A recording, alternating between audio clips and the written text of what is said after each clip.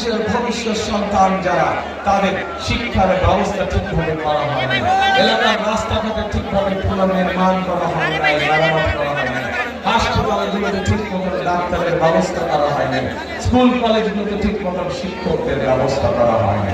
প্রিয় ভাই বোনেরা, এই অবস্থার পরিবর্তন করতে হবে। আপনারা কি অবস্থার পরিবর্তন করতে চান?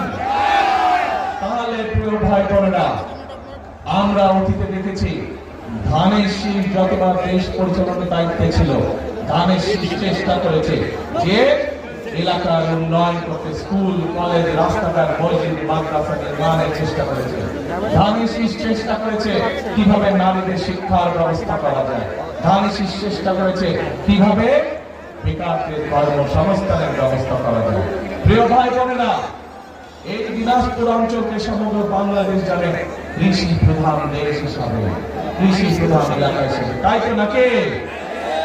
এখন এই কৃষি প্রধান যে অঞ্চল, কৃষি প্রধান যে এলাকা, এই এলাকায় আমরা চাই কৃষির সাথে সম্পর্কিত শিল্প গড়ে তুলতে ধীরে ধীরে, যাতে করে কৃষির সাথে, যেমন এই এলাকার লিচু বিখ্যাত, বাংলাদেশ বিখ্যাত, জগৎ বিখ্যাত এলাকার লিচু, কিন্তু এই লিচুকে প্রক্রিয়াজাতকরণের মাধ্যমে আমরা বিদেশে রপ্তানি করতে পারবো, কিন্তু সেইটা এখনো করা সম্ভব হয়নি।